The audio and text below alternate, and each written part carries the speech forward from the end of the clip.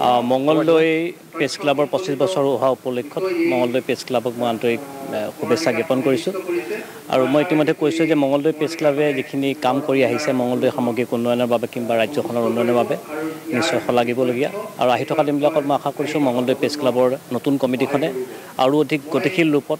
মঙ্গলদৈ স্বাৰ্থ সুৰক্ষাৰ বাবে কাম কৰি যাব আৰু আমাৰ শুভেচ্ছা মৰম আশীৰ্বাদ সদায় থাকিব।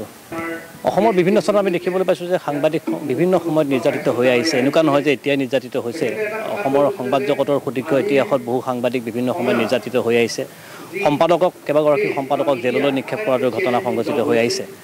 আৰু ইয়াৰ কাৰণ হিচাপে যদি আমি শেহতীয়াকৈ চাওঁ তেতিয়া দেখিবলৈ পাম যে আমাৰ সাংবাদিকসকলৰ ওপৰত এটা ঐক্যবদ্ধ প্ৰচেষ্টাৰ আচলতে অভাৱ ঘটিছে। আমাৰ সাংবাদিকসকল বিভিন্ন গোটত বিভক্ত হৈ যোৱাৰ কাৰণে চৰকাৰ বিৰোধী বা বিভিন্ন ধৰণৰ সমাজবিৰোধী শক্তিসমূহে সেই সুযোগ আৰু সুবিধা লাভ কৰিবলৈ সক্ষম হৈছে আৰু যাৰ বাবে বিভিন্ন সময়ত দেখিবলৈ পোৱা গৈছে সাংবাদিকসকলক নিগৃহীত কৰা হৈছে বা সাংবাদিকসকলৰ ওপৰত অত্যাচাৰ চলোৱা হৈছে। গতিকে আমি সমাজবিৰোধী চক্ৰসমূহলৈ চৰকাৰলৈ বিৰোধীলৈ যিসমূহে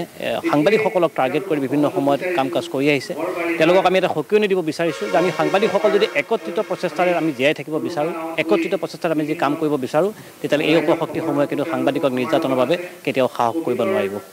সেইকাৰণে মই কৈছোঁ যে বিভিন্ন যিসমূহ প্ৰেছ ক্লাব আছে প্ৰেছ ক্লাবসমূহৰ সভাপতি সম্পাদকসকলৰ যদি দৌৰ্চ প্ৰচেষ্টাত এখন মঞ্চ তৈয়াৰ কৰিব পৰা যায় আৰু সেই মঞ্চই যদি গতিশীল ৰূপত ঐক্যবদ্ধ ৰূপত দায়িত্বশীল ৰূপত যদি কাম কৰিবলৈ আগবাঢ়ি যায় তেতিয়া নিশ্চিতভাৱে ক'ব পাৰি যে সাংবাদিকসকল একত্ৰিত হ'ব আৰু বিভিন্ন স্থানত যি প্ৰেছ ক্লাববিলাক গঠন হৈ আছে এটা অঞ্চলত যেতিয়া 5টা 4টা প্ৰেছ ক্লাব গঠন হোৱাৰ নিদৰ্শন আছে সেই প্ৰেছ ক্লাববিলাক বন্ধ কৰি পেলাই সকলোৱে যদি একেখন মঞ্চত সমবেত হয় তেতিয়াহ'লে মই ভাবোঁ যে অসমৰ সংবাদ জগতৰ জয়যাত্ৰা সদায় অব্যাহত থাকিব। কিন্তু মঙ্গলদৈ ইতিমধ্যে এগৰাকী বিশেষ বক্তাই এই সম্পৰ্কে কৈছে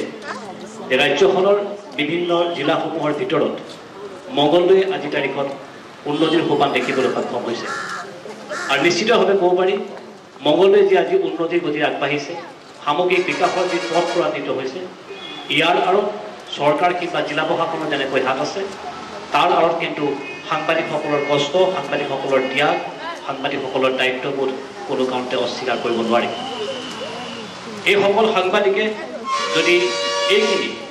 কাম নকৰিলেহেঁতেন মঙ্গলদৈবাসী ৰাইজৰ কাৰণে তেতিয়াহ'লে মই নিশ্চিতভাৱে ক'ব পাৰোঁ মঙ্গলদৈবাসীৰ উন্নয়নৰ পথ কেতিয়াবা স্তব্ধ হৈ পৰিলেহেঁতেন। লক্ষ্য কৰি আহিছোঁ যে মঙ্গলদৈ প্ৰেছ ক্লাবৰ সাংবাদিকসকলে এই অঞ্চলটোৰ ৰাইজক যিমান বেছি ভাল পায়, এই অঞ্চলটোৰ সমস্যাসমূহ সমাধানৰ বাবে যেনেদৰে চেষ্টা অব্যাহত ৰাখিছে তেনেকুৱা ধৰণৰ কিন্তু পৰিস্থিতি ৰাজ্যখনৰ অন অঞ্চলসমূহত আছে যদিও তেওঁলোকৰ কিন্তু গতি আটাইতকৈ ত্বৰান্বিত। কিন্তু এই ক্ষেত্ৰত মই এটা বিশেষ কথা ক'ব খুজিম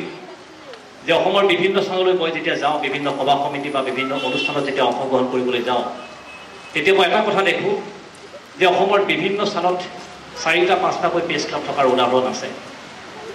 এই যে বিভিন্ন আমাৰ সাংবাদিকসকলৰ বিভিন্ন গোটত বিভক্ত হৈ পৰিছে, ক'ৰবাত 4টা ক'ৰবাত 5 ক্লাব এনেকুৱা ধৰণৰ প্ৰেছ ক্লাব হৈছে এতিয়া,